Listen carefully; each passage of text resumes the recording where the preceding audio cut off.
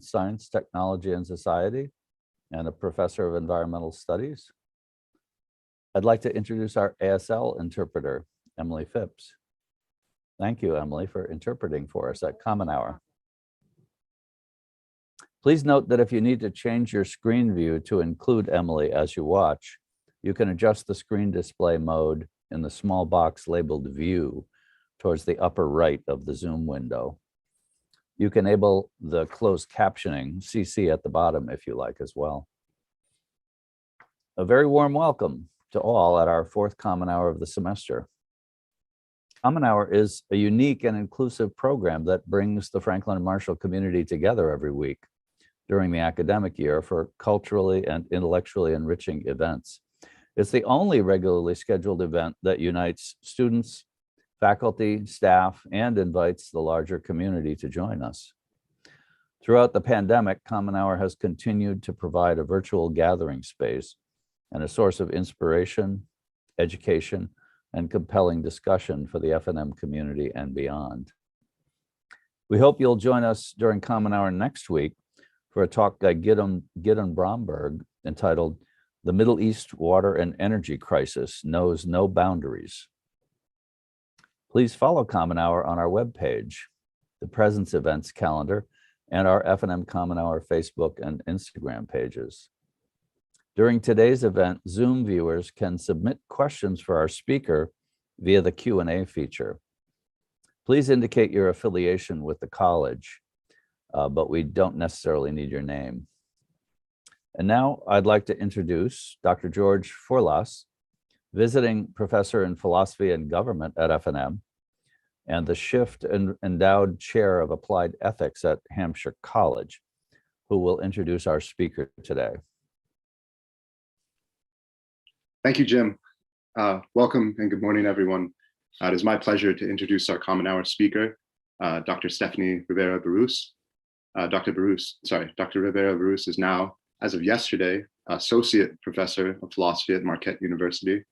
She was the recipient of the Woodrow Wilson Career Enhancement Fellowship for her work on Latino and Latina and Latinx American philosophy, the academic year, of 2017-2018. Her main research interests lie in Latin American philosophy and Latinx feminisms, as well as philosophy of race, gender, and sexuality. She recently co-edited an anthology, Comparative Studies in Latin American and Asian Philosophies, and her publications appear in Hypatia, Inter-American Journal of Philosophy, and Essays in Philosophy. Originally from Bayamon, Puerto Rico, Dr. Rivera-Barrus has lived both inside and outside of the continental United States. She credits her migrations as inspirations for her interests in philosophies that explore myriad dimensions of identity. Please join me in welcoming Dr. Rivera-Barrus.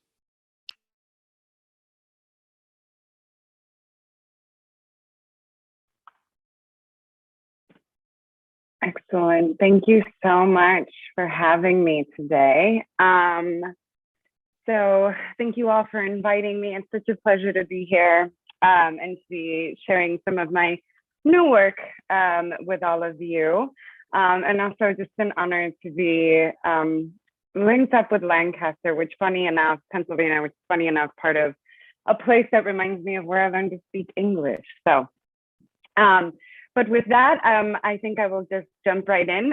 What I'm going to be presenting to you today is a project from an ongoing manuscript where I'm trying to stage a conversation between three-lettered women from the Hispanophone Caribbean.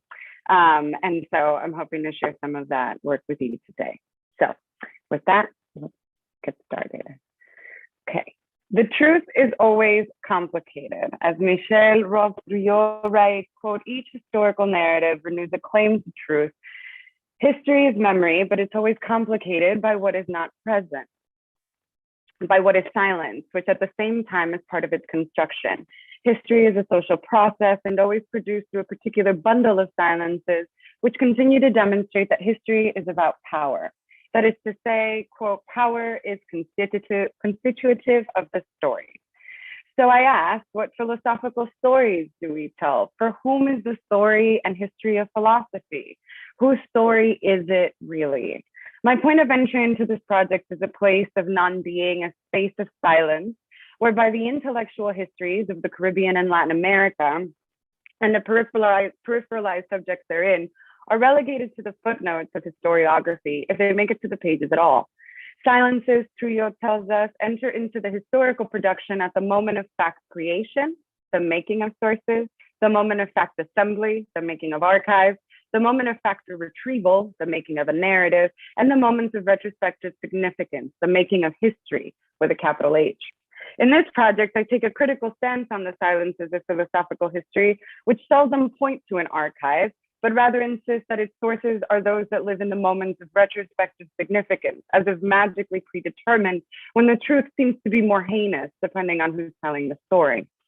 So in what follows, I'm going to present a philosophical historiographical transversal, a point of contact, the context of which is really the story I'm telling, of three-lettered women. The first, Luisa Capetillo, born in 1879, dies 1922, from Puerto Rico. Ofelia Rodríguez Acosta, born in 1902, dies in 1975, from Cuba. And Evangelina Rodriguez born in 1879, dies in 1947 in the Dominican Republic. Assembling each of them, I think, social and political notions of gendered, race, class, and sexual-oriented belonging in the face of modernity that arrives to the Hispanophone Caribbean during the time that they're writing. The project argues that each assembled intellectual systems that sought to make sense of the problems enabled by the modern condition in the Caribbean by focusing on mechanisms of belonging that centered the project of becoming a woman in different ways. Although they never met, I staged this conversation as a methodology that I think tells us something about how the Caribbean witnesses and continues to witness different articulations of modernity, modernities that were violent, exclusionary, and rather catastrophic. Contradicting the dominant philosophical narrative of modernity as progress of human history, the story these women tell us demonstrates that to move through these modernities, through their worlds, meant embodying contradictions that at once defied and contested hegemony while simultaneously participating in some of its practices. In the face of modernization, they sought to articulate notions of belonging in relationship to modernization, foils and contradictions, often the contradictions of liberty, progress, and moral civility that existed alongside the colony, the plantation, and empire building. Grounded in their respective Caribbean experiences of what it meant to be in Puerto Rico, Cuba, and the Dominican Republic at this time, as well as the arrival of European modernity, entailed that they assembled a patchwork of ideas that could give voice to their critical social demands in the face of the nation state, capitalistic plunder, and at the same time, the promise of progress. In order to best understand their philosophical undertakings, I think we first need to start with how modernity arrives in the Caribbean as a colonial imperial project, or as part of the colonial imperial project that simultaneously lays the groundwork for the insurrections and resistances found in their writing. So, in the introduction to The Repeating Island, Antonio Benitez Rojo offers a rereading of the Caribbean as a bridging space in tune with the objectives of chaos. Chaos, or rather the perceived disorder that structures what we take to be the natural world, produces regularities that repeat themselves rhythmically, structuring senses of time.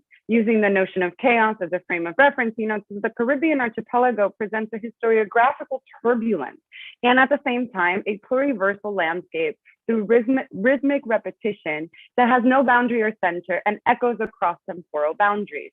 The Caribbean is understood as a set of fractal relationalities that bifurcate endlessly and yet rhythmically find repetitions that overlay one another.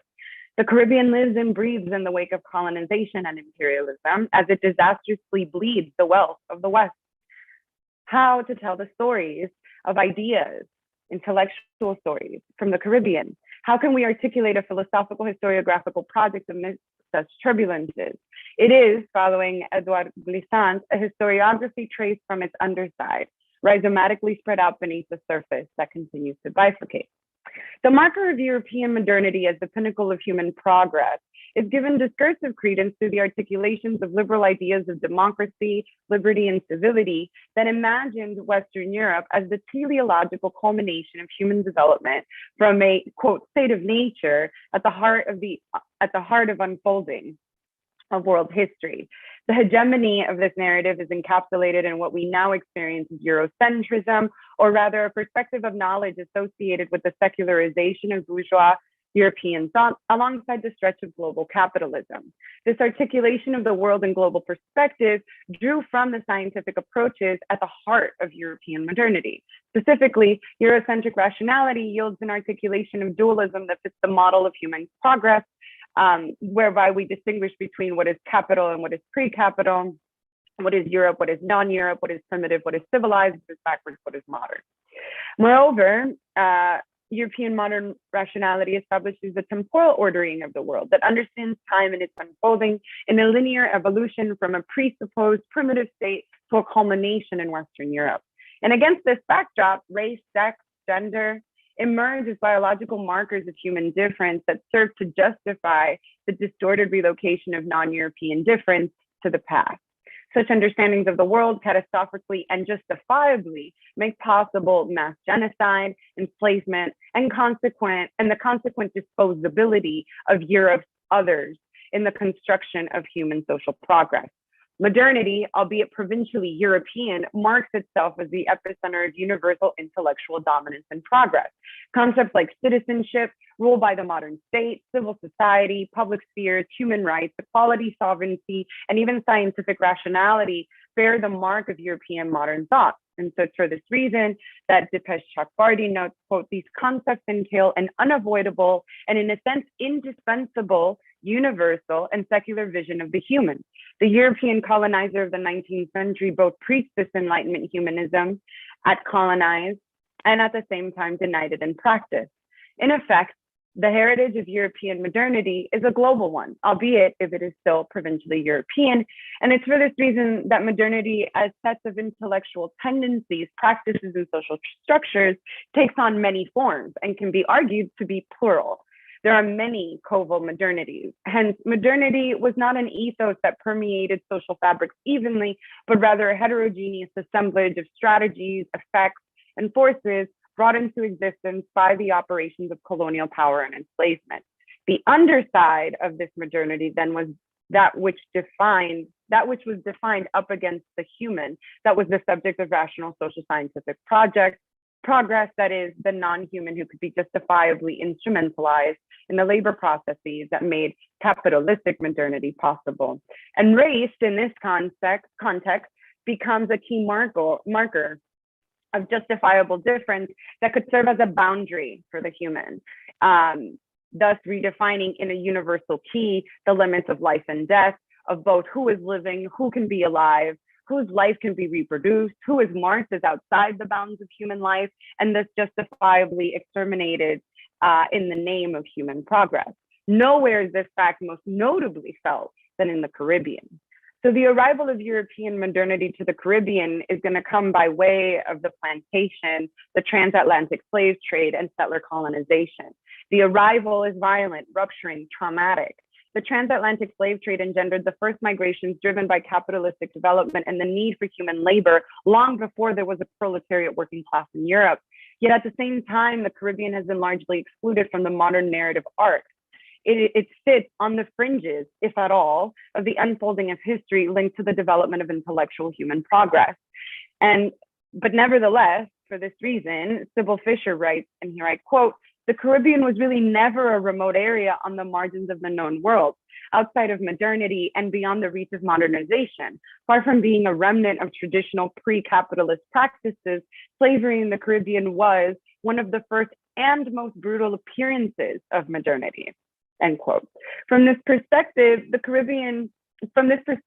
Caribbean, modernity emerges as something heterogeneous and made possible by hybrid hemispheric phenomenon. For instance, some characteristics often argued to be central to its articulation, like the diversification and automation of social and professional sectors, print capitalism, independence, and abolition, did not linearly proceed in the Caribbean as they purportedly did in European centers. The window into modernity garnered from the Caribbean requires holding the brutality of the transatlantic slave trade and the plantation as key in modernizing processes that helped produce the very universalizing concepts at the heart of modernity. things like human, reason, freedom, liberty, concepts of that nature. Hence, I want to treat modernity here as a kaleidoscope heirloom that drops out of a colonial heterogeneity, diverse social structure, social cultural practices, at times very contradictory ideas about the meaning of freedom and who could participate in human progress. So in order to understand how Puerto Rico, Cuba, and the Dominican Republic experienced the arrival of European modernity, I'm using the lenses of Capetillo, Rodríguez Acosta, and Rodríguez Peroso as a mechanism to do that. I'm interested in how they come to terms with the fact that they have to recognize that modernity operates as an object of struggle over who can participate, who can progress, who can claim to be modern. That is, who participates in the project of humanity in the face of the catastrophes that land in the Caribbean through colonial imperial projects. And these colonial imperial projects were at the same time integral to how modernity in Europe unfolds, not necessarily afterthoughts. And I think using their work, we can see this more clearly. So our first stop is in Puerto Rico. So let me begin by having a conversation about Luisa Capetillo. Luisa Capetillo has been heralded as one of the first feminist writers of Puerto Rico, long before the term feminist was in circulation. She authored 4 books: Ensayos Libertarios, 1907, La Humanidad en el Futuro, 1910, Mi Opinión, 1911, and Influencias de las Ideas Modernas, 1916. She held a position as a reader in tobacco factories and articulated a life that embodied her emancipatory philosophical commitments. As with many thinkers influenced by anarchism, her philosophical ideals were threaded into her way of being in the world. Capetillo embodied her commitments until her death in 1922. And like many Latin American and Caribbean feminists of her time, her ideas were rooted in larger projects. Capetillo's social and political thought saw emancipation as a problem that stretched beyond the nation and was constructed in and through the dynamics that regulate intersubjective relationships. Marriage, love, class, futurity, education, religion became sites of critical philosophical intervention. At the turn of the 20th century, Capetillo was a transnational subject of modernity. In 1913, in solidarity with the movement, she moved to Ybor City to continue working with cigar factories, putting her in contact with workers from Cuba, the Dominican Republic, Puerto Rico. Her time in Ybor City witnessed the reworking of ideas foundational to Influencias de las Ideas Modernas, which is published in 1916, as well as the revised second edition of Mi Opinión. And in 1915, on the heels of an anarchist breakdown in Puerto Rico, she moves to Cuba, where she briefly resides in Havana and Cárdenas, interacting with tobacco workers and leaders of the anarchist movement. On July 24th, 1915, Capetillo, stylistically embodying her ideas, steps out into the streets of Havana, dressed in shirt, necktie, trousers, jacket, and a brimmed hat, as you can see her on your screen. She was arrested for immorality and causing a scene. When she was brought before a judge, she argued that it was her understanding that wearing pants was more hygienic, comfortable, and appropriate for women in their new roles. She further defended that wearing pants like men was justified on the grounds of her civil rights. Capetillo used stylized resistance, and this should not be read lightly. Wearing clothing that defied gender norms symbolically reflected the defiance of traditional institutions, social dogmas, moral standards, and bourgeois ethics. Sorry to interrupt. We don't see your screen. Have you shared it?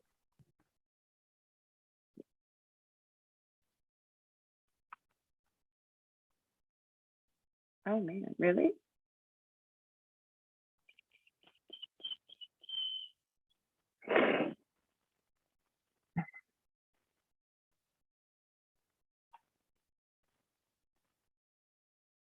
How about now? Great. Thanks so much. Oh my gosh, thank you so much for telling me. I thought it was already shared. All right, we'll go back here. Okay, so this is where we are. So on the right, we have Capetillo. This image was taken right before she was arrested in Cuba, and this is how she makes the headlines that I was just talking about.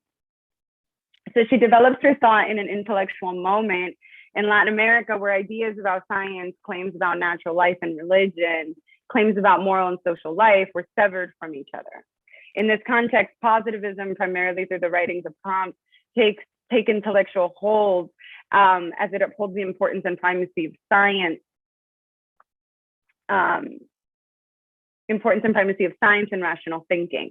Similarly, Spiritism, primarily through the works of Kardec, take intellectual rooting as a system of thought that could account for spiritual life without the edifice of organized religion in the face of the conditions of modernity that were rather catastrophic. And here the influence of the Catholic Church is really important, which I'm happy to talk more about during Q&A. Against this intellectual backdrop, in Puerto Rico, Capetillo constructs a unifying theoretical framework that can account for the social and political life, as well as claims about spiritual and natural life. The result is a patchwork of ideas that centered freedom for women as part of a larger product that unsettled the centrality of the state and religion. Capetillo understands capitalism as an extension of colonialism, predating our contemporary articulations of coloniality and modernity. She articulates a link between the conditions of the working poor and enslavement. The working conditions of the poor, she says, are akin to slavery, or as she articulates it, the very same slavery with different procedures and methods. Capitalistic system of production has put the island in post-US occupation, and here it's 1898, which accelerated the production of sugar and became the bedrock of Puerto Rican economy, accounting for 65% of its exports in 1920. US occupation further altered the cigar industry as they overtook manufacturing processes and reorganized on a massive scale. As a result, thousands of women entered the labor force, and the tobacco industry became the largest employer of women, displacing domestic services. The tobacco industry was the first to include women on this scale, and so for this reason, we shouldn't be too surprised that the voices of tobacco workers often aligned with conversations about ending women's oppression, the abolishment of private property, religion, and nationalism. And this also has to do with the role of the reader. The tobacco industry having readers that were able to disseminate information during the work days, and Capetillo was able to share her ideas as part of this process. Responding to the intellectual posturing of both the labor movement and elite intellectuals, Capetillo's politics of emancipation center, and this is, I think, what makes her really unique, the importance of sexual politics as a key feature of resistance struggle. Emancipation must take seriously not just the role of women in seeking more free conditions, but structural conditions that engender their vulnerabilities without reinscribing gendered domesticity. So here things like economic self-sufficiency, sexual autonomy, and education are essential features of liberty for everybody, but most importantly for her, for women. Capetillo saw education and sexual education therein, as well as the possibilities of economic self-sufficiency through education as supremely important, as she saw them to be, or she took them to be central to ensuring that women could leave unworkable relationships and not succumb to economic vulnerabilities. And this has to do with the ways in which she understood marriage as being a contract with the state. And as a result, one that always put women in exploitative conditions. So she thought that being a woman entailed not being able to love honestly and with complete freedom, as love was tethered to marriage. And so by way of solution, she prescribed notions of free love. Emancipation for women and men required reorganization of the social norms surrounding marriage, which she describes as, and I quote her here, the prostitution of love. Marriage was a contract that positioned women in the conditions of passivity and resignation without any recourse for exit. And so if the conditions of freedom do not hold, love becomes prostituted. In fact, for Capetillo, love was the type of union that could not be governed by immutable law. Love, she argued, could not or should not create duties, rights, or obligations between two people. Rather, love is conditioned by the retention of autonomy across gendered lines. And she says, freedom and love for women, the same as for men, is nothing other than a great act of justice. Although claims about free love and illegitimate children were often part of working class writings at the time, it was rarely considered to be a primary point of emancipation. Sexual politics were secondary at best to the central concerns of male-led worker groups that understood production, patriotism, and political parties to be way more important. At the heart of her notion of free love is the right to leave unworkable relationships. In many capacities, her ideas of free love coincide with her working men's critiques of institutions of marriage that are also found throughout anarchist writings. However, unique to her concept, I think, was the importance she placed on its implications for economic self-sufficiency. She consistently emphasized the importance of education for the development of women's economic self-sufficiency and insisted on men's economic responsibility for children as well. And she held tightly to the position that women were responsible for being their own advocates. And so she tells us the woman who feels wounded in her rights, liberties, and womanhood has to recompose and reclaim herself, change her situation, no matter how high the cost. The right to leave unworkable relationships undergirds free love, understands women as free agents without recourse to dogmas or customs in framing their life situation. And so by placing sexual politics at the heart of what she takes to be liberatory struggle, Capetillo ensures that the body, race, sexualized, sexually oriented, class, gendered, is always at the center of politics. She's methodologically intervening on intellectual strategies of the time that sought to push the racialized working poor out of the articulations of national belonging as hopes for a new era in Puerto Rico were unfolding at the turn of the century, particularly with the arrival and the occupation of the United States.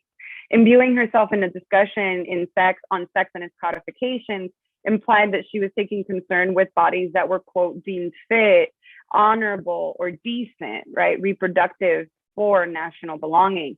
However, that rather than collapsing into a discourse of the nation state for the future of the well-being of working people, she turns toward other intellectual resources.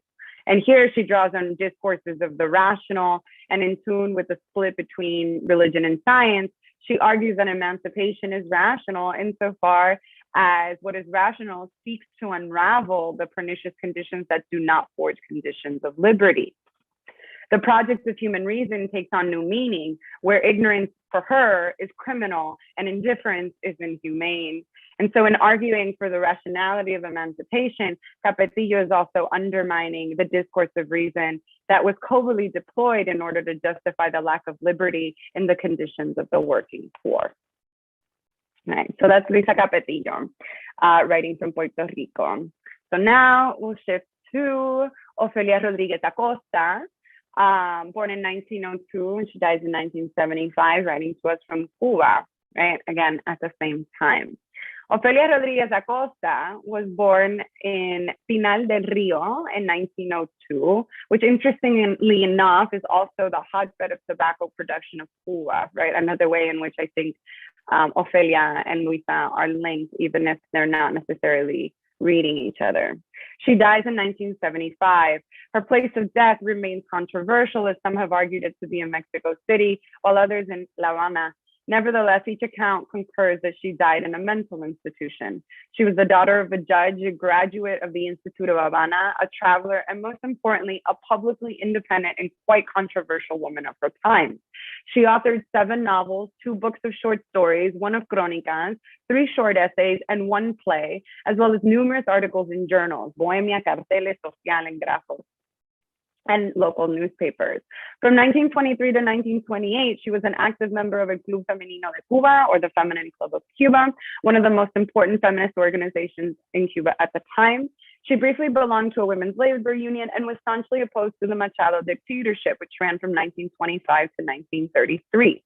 Given her visibility, there's still gaps in our knowledge about her life, a paradox that accompanies many female intellectual figures. And in this capacity, Capetillo and Rodriguez Peroso, who I'm going to talk about in a second, are no different. Rodriguez Acosta is writing during a time filled with political unrest, and here specifically the Machado dictatorship is doing a lot of work, but I want to flag that so is the presence of the United States in the Caribbean.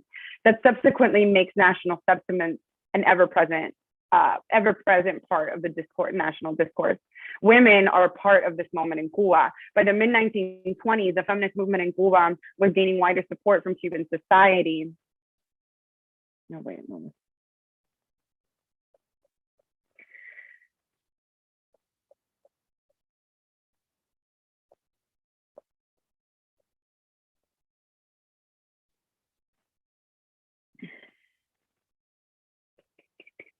Cuban society, there we go, and we're back. As the public was growing weary of the Machado dictatorship, so women's involvement in the development of the Cuban National Project exceeded traditional linking of women with motherhood. However, most discourses were often framed through nationalism, particularly because it was in resistance to the dictatorship.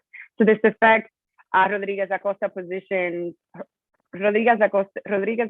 positions can also be read as subordinating her feminist discourse to an agenda set by reform that identified a faith in social projects and progress via the conditions of democracy. Rodriguez Acosta's intellectual role in the feminist movement here is important, and most notably we see it in 1930 when Bohemia, which you have an image of the kind of front cover with a picture of her on it, the largest circulating Cuban magazine at the time with a weekly print of approximately 50,000 copies, became the medium for the circulation of the feminist agenda. La Campaña Feminista, or the feminist campaign as it was called, consisted of a weekly article by Rodriguez Acosta that sought to answer questions about the shortcomings that have hindered women's lives, as well as the virtues that women possess. The goal of La Campaña was social and political intervention in opposition to the dictatorship, and as such also carried a reformist tone to organize and mobilize women as subjects of political life. However, the reforms she saw fit for the progress of women did not necessarily coincide with the traditional mores of Cuban society. Hence, she tracks a similar deviation from traditional moral codes of decency that frame the role of women in social and political life that Capetillo tracks in her writing. Rodriguez Acosta, nevertheless, a little bit different, relies on a different method and framework that doesn't undermine the viability of the state. In other words, she doesn't identify herself as an anarchist, but rather she's interested in reforming the problematic practices of the state. And although both of them are deviating in their political methodological starting points, it's interesting that they end up arguing for very similar types of claims. Demanding equality for women, Rodriguez Acosta understood the importance of economic liberation as central to the possibilities of more equitable futures. This point is most identifiable through the main character in her book, La Vida Manda, which was published in 1925, and her most influential piece, like text, I should say. And the main character from this book, her name is Gertrudis, whose emancipation is first and foremost tied to economic independence. Her argument for women's economic independence is further established in an essay titled Rebasando el Feminismo, which is published in Bohemia in 1922, in which she tells us, tan es así que una mujer no es absolutamente independiente por mucha libertad moral, intelectual y social que goce, y aunque logrará su plenitud política, sino es principalmente liberada del jugo de la esclavitud económica. Excuse me. So a woman is not fully independent no matter how much moral, intellectual, and social liberty she may enjoy, even if she achieves political plenitude, unless she is principally liberated from economic slavery. The translations here are mine. Later in the essay, she notes that the right to vote will also not be the solution to the economic predicament of women and should not constitute a triumph for the feminist cause.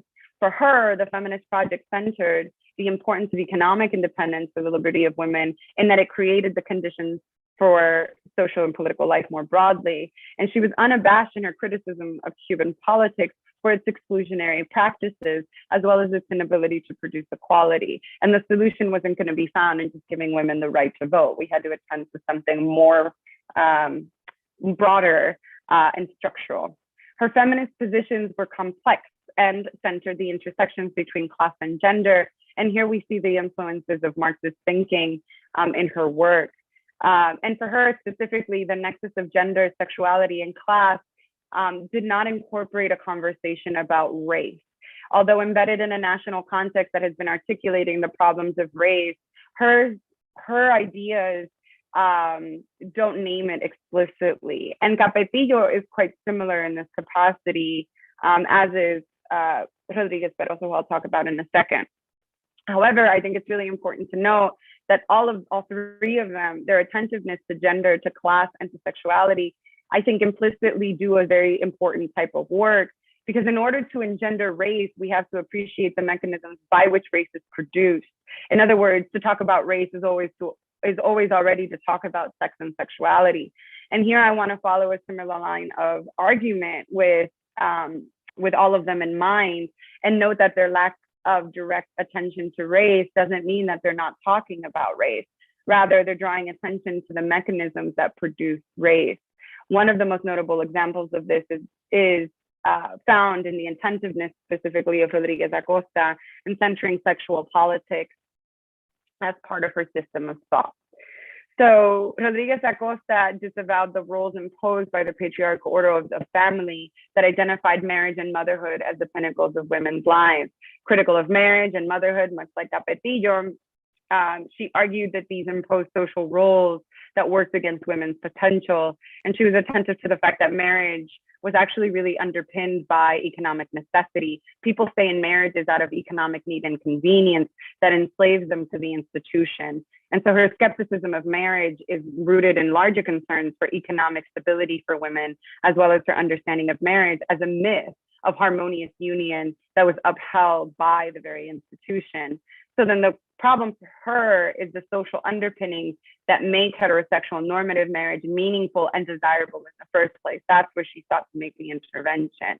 However, and so here again, she echoes Capetillo, but the authors diverge in that the reasons that Rodriguez Acosta has for holding on to this criticism has to do with the social relations and the economic conditions that draw women into it, rather than for Capetillo, it had to do with how marriage being regulated by the state prostitutes something about the nature of human experience that has to do with love.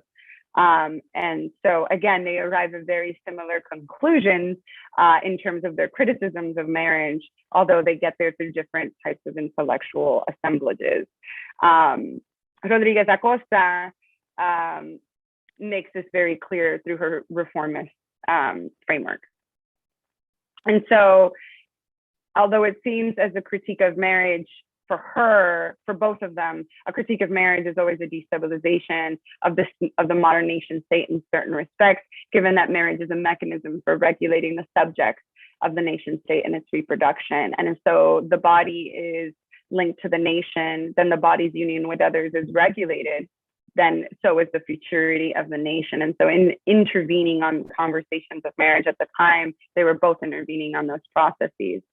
As an alternative model to the confinements and ills of marriage, Rodriguez Acosta takes on the discourse of free love, which circulated Cuba during this time. Free love was premised in the belief of the possibilities of free unions that were grounded in desire, reciprocity, equitability, and honesty. The position is most notably seen again in the main character of La Vida Manda, Gertrudis, who never expresses a desire to follow the traditional route of marriage and domesticity available to women at the time. On the contrary, she represents the possibilities of free love in all of its complexities, as the protagonist comes to realize that even free love does not necessarily counteract the conflicts of unions. And here, Capetillo also uses the discourses of free love in the development of her thoughts. Framed through the anarchist tradition, however, Capetillo presented free love as the alternative model to marriage, whose potential for success was largely found in economic independence of women to leave unworkable relationships. She argues for a position we might now characterize as sex positive, to the extent that it centered the importance of women's capacities for sexual pleasure, which for her could be taught through sexual education. However, for Capetillo, the undertones of her writings never really center the possibilities of same-gender pleasure, and this is the place where Rodriguez Acosta and Capetillo diverge.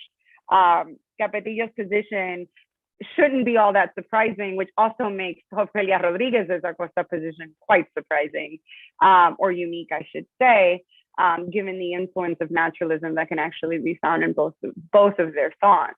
However, Rodriguez Acosta comes to a very different conclusion with respect to same-gender desire and sexual freedom. She questions the norms of sexual agency within what we now would term a heteronormative paradigm. Through the character of Gertrudis in La Vida Manda, Rodriguez Acosta is able to produce a subtext, has been argued, of lesbian identity and homoeroticism that provides a subversive alternative within a largely heterosexually framed text. And so it's for this reason that it's been argued that the presence of the theme of lesbianism in the book posits an alternative viable path for women that are seeking self-realization. Rodriguez Acosta presents the possibility of lesbianism as this alternative, and it's an alternative of free love because it produces the space of possibility for erotic fulfillment, devoid of duplicity and sexism that's found in heterosexual relationships as she presents them in the novel. Delia is the name of the character that's the object of lesbian desire from Gertrudis. And Delia embodies all of these freedoms. She's portrayed as the autonomous sexual agent, an option of self-realization that Gertrudis, the main character of the novel, actually ends up turning down. She can't accept it. And so the relationship between Delia and Gertrudis remains unfulfilled in the novel, but we're reminded as readers that the lesbian subtext is there and that it remains an option, even if utopic, it's not necessarily tragic. And so lesbianism here functions to reorient the norms that make heterosexual marriage an imperative in the first place. And we see that the critique of marriage comes to life through this novel. Okay, so the last person I'm going to be talking about is Evangelina Rodriguez Peroso. Now we're traveling through the Dominican Republic. Evangelina Rodriguez, writing from 1879 to 1947, was a normal school teacher, as well as the first medical school graduate of the Dominican Republic. Her pedagogical educational training is the outgrowth of the efforts of Puerto Rican intellectual Eugenio Maria de Hostos, who introduced the project of normal schools to the Dominican Republic in 1875. Normal schools were undergirded by political, pedagogical, philosophical perspectives that sought to institutionalize the values of democratic norms through secular education, where the primary role of the educator was to form appropriate citizen subjects. In this context, Rodriguez Peroso is trained as an educator with an eye toward equality that understood the importance of women in the formation of the nation state. Her pedagogical preparation opened avenues that led her to study medicine in Paris, where she comes in contact and is heavily influenced by schools of thought that centered around naturalism and eugenics. Rodriguez Peroso subsequently dedicates the scope of her intellectual work and medical practice to treating poor women, with a focus on growing concerns over infant mortality and prostitution as the outgrowth of failed maternal education. So her full name, Andrea Evangelina Rodriguez Peroso, was born in San Rafael de Yuma Higüey on November 10, 1879. She was the child of an illegitimate relationship between Felipa Peroso and Ramon Rodriguez. Rodriguez's mother, Doña Tomasino Suero de Rodriguez, forced her son to legally recognize Evangelina when she was orphaned at a very young age. Her biographers indicate that she was abandoned by her mother. And so it was her grandmother, Doña Tomasino, who took her in and raised her alongside her aunt. Between 1885 and 1886, Doña Tomasino moves her family to San Pedro de Macorís, which cradled the growing wealth of the country's sugar economies. So again, just drawing attention to kind of what's happening in the backdrop between tobacco and sugar. Like many of us, her infancy marked her, as her biographers describe her as a difficult young woman, hermetic and at times, quote unquote, out of touch. Her childhood was plagued by poverty. She sold gofio, a sweet treat made of roasted corn and sugar, to make her way through her primary school education. And it's during this time that she befriends the therein family, who were also her neighbors upon arriving to San Pedro de Macorís. The friendship between the therein family was a lifelong one and would place Rodriguez Peroso at the crosscurrents of many worlds. When Rodriguez Peroso is 12 years old, Rafael therein, one of the therein sons and a poet, contracts leprosy. And it's Rodriguez who cares for Rafael in the spirit of friendship, as she wasn't compensated for her care work. And through her friendship with Rafael therein, Rodriguez is introduced to the lettered world of poetry and literature that moved through Rafael's home. Her friendship with Rafael heavily then influences her decision to study and become a doctor, as she realized that she was able to care for someone with leprosy and not be disgusted by what was going on to the body. And so in 1898, she registers in el Instituto de Señoritas de San Pedro de Macorís, noting that 1898 is also the year that the United States occupies Puerto Rico. So she registers in el Instituto. And 3 years later, in 1902, she graduates. 4 years later, she graduates, propelling Rodriguez to achieve a state of economic independence as a teacher that now really moves her through a different world. Rodriguez's marginality is multidimensional. She's dark-skinned, she's poor, she's an illegitimate child, and she's a woman. And in this context, the Dominican Republic in particular, Puerto Rico and Cuba as well, it's a moment that forms or coheres around national identity that is centering Hispanismo through the elevation of cultural norms associated with Spain and Spanish colonialism. The foundation of the 1844 independence of the Dominican Republic, which is the third declaration of independence, the Dominican Republic has three, emerges out of multiple racial and ideological contradictions that characterize dominant elite criollo articulations of the nation. Hispanicism and mulataje, or rather the imagined harmonious racial mixing of indigenous Black and Spanish races, became the diction of mobilization against the unified Haitian government that could construct, albeit if only imagined, containable borders to the Dominican nation state, and could also stand in the face of US expansion. San Pedro de Macorís, as you can see it on the map, central picture, was a major node in the articulation of this vision of national identity, as it also showcased the accrual of wealth through an exploitative sugar industry. And so in 1911, Rodriguez enrolled in medical school, the first woman to do so, as she continued to work as a school teacher.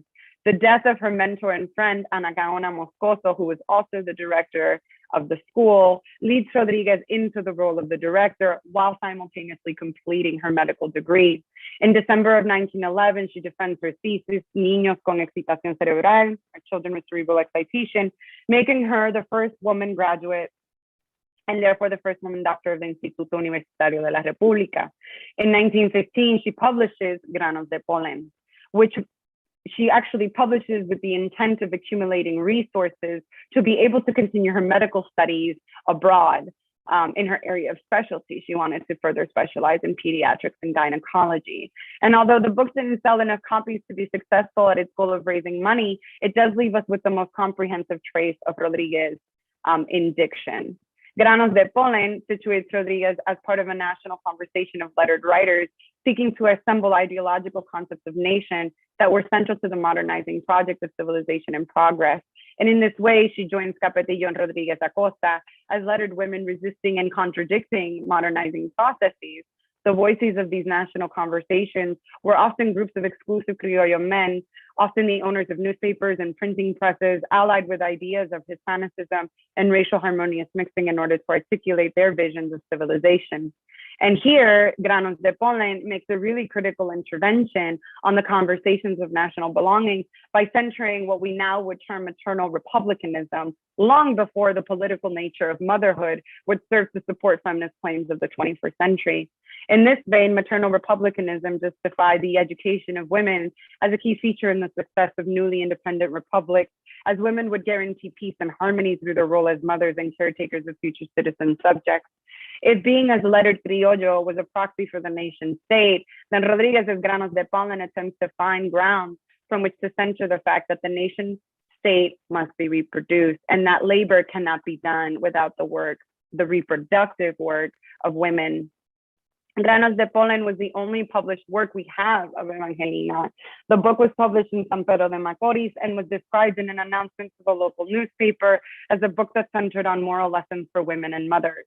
The project is framed through the political pedagogy of normalismo, championed by Eugenio María de Hostos, all influenced by where she went to school.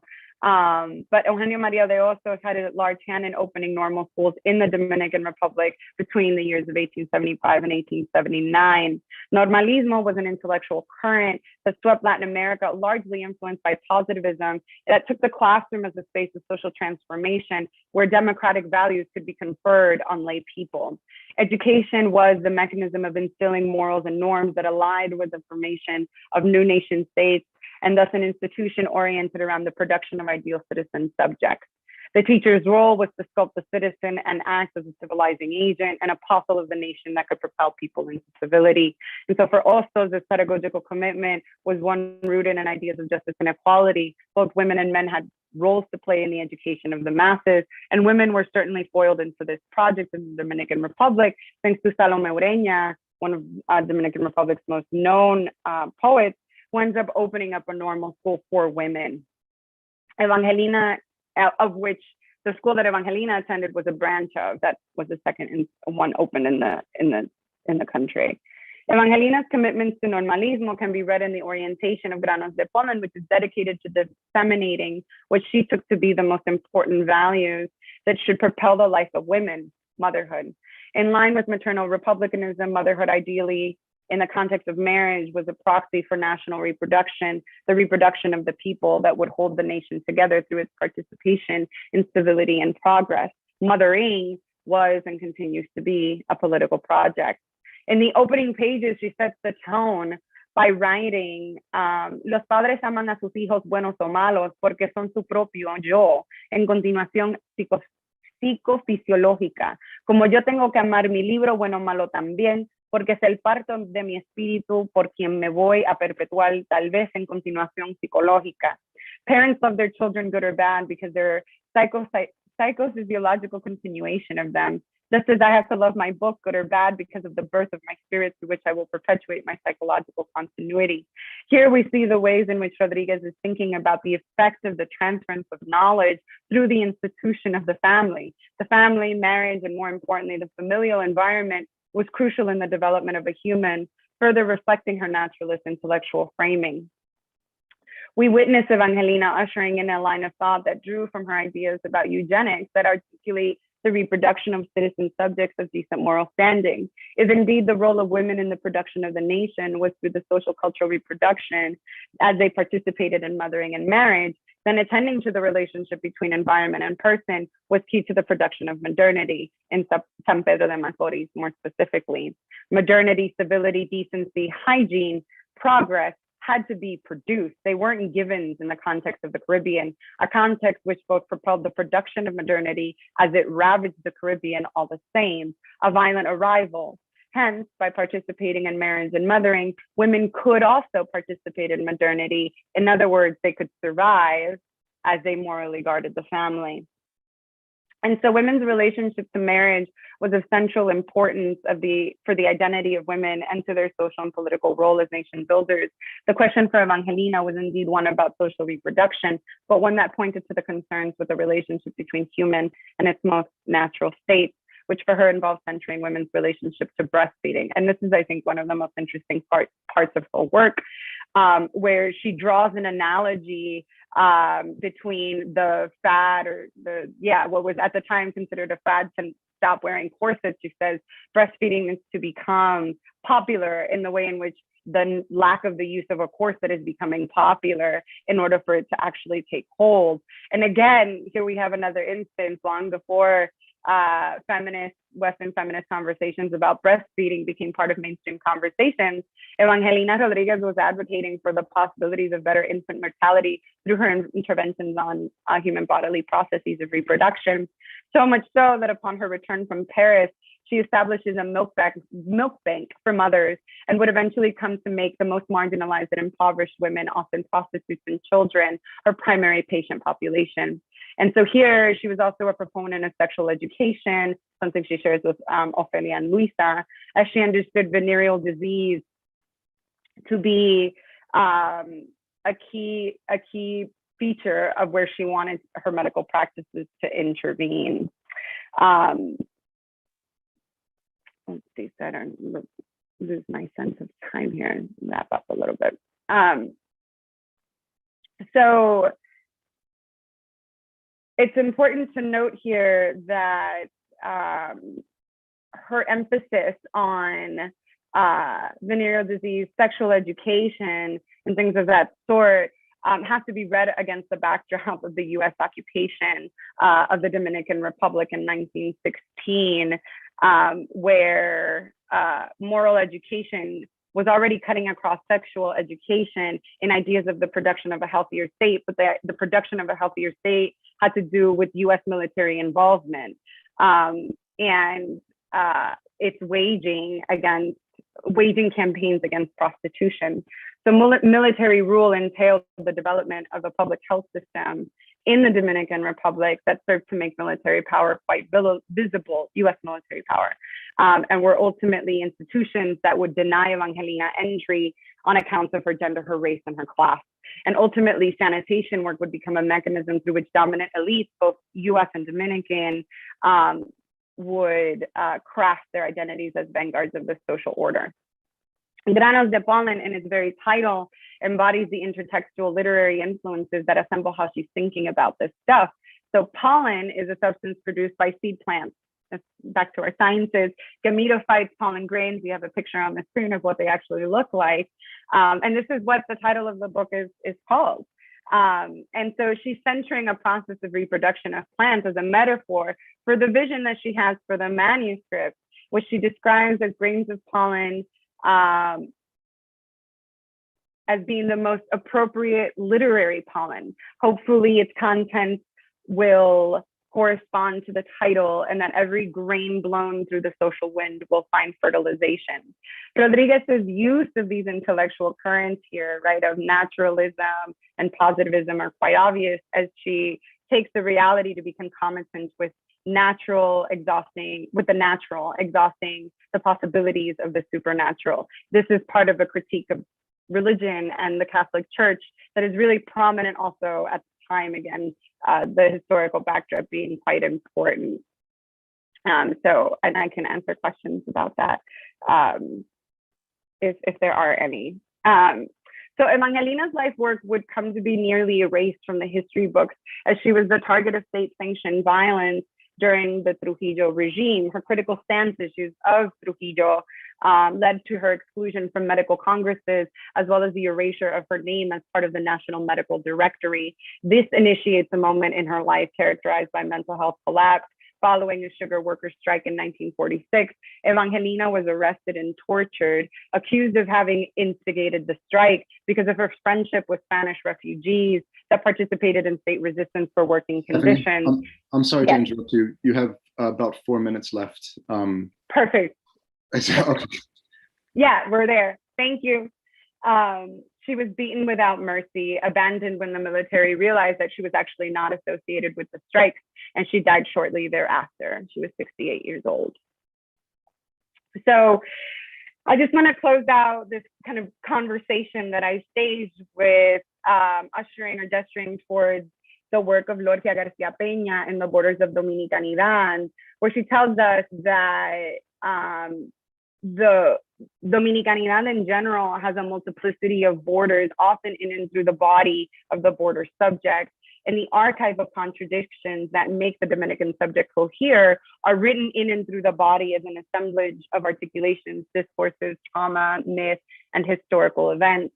And so here I'm thinking of Luisa, Ofelia, and Evangelina as archives of philosophical contradictions. They're archives of the contradictions of modernity. They tell a story of belonging that coheres around an assemblage of ideas that resist and yet could arguably sustain the borders of civility, progress, and womanhood. And it's in the space of contradiction that makes them ungovernable. They elude categorization and simultaneously resist through those contradictions. The source of their resiliency is found in the contradictions they face, the worlds that were certainly not ready for their arrival, for their ideas, or for their contestations. And as such, they continue to remind us of the intimate relationship between power and history. Thank you.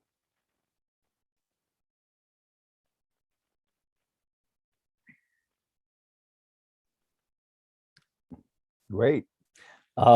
We have just a couple of minutes left for questions, but there are several questions. The first one at the top of the order comes from a faculty member. Can you talk a bit to our students and early career scholars about your research methods? What are they in general, and how did you find these figures and decide to focus on them? Oh, that's a great question. So, I mean, my work is in philosophy, but I do a lot of work, or I've been doing a lot of historiographical work. And when I started that work, I noticed that there was just a glaring absence of women in the conversation. And I was really curious why there was such a glaring absence. And so I just started digging and looking for women's voices that had some legible archives. And it turns out that there's massive and massive amounts, right? It's just that a lot of it has not been translated. and requires a lot of historical primary text work, which then led me to ask a lot of very critical questions of what we're doing in philosophy with respect to how we think about the history of philosophy and who the major figures are, since we seldom seem to question our sources. And so that kind of speaks to the method with which I approach them. And other than that, it's really just been a journey of exploration and just finding archives of writings, often not in the places you intend to find them. So newspapers, journals, and looking at the historical context of who was producing, right? Who could produce actually a book or a newspaper, and then what was getting written in there and how those things were moving. I'm afraid that runs us out of time for today, and we can send you the remaining questions. But I'd like to thank you again for a really fascinating story about three incredible women. I'd like to thank Emily again for our ASL interpretation, and to Dr. Forlas as the proposer. And I would like to thank the audience again and remind you to join us next week for the talk, The Middle East Water and Energy Crisis Knows No Borders. So see you at Common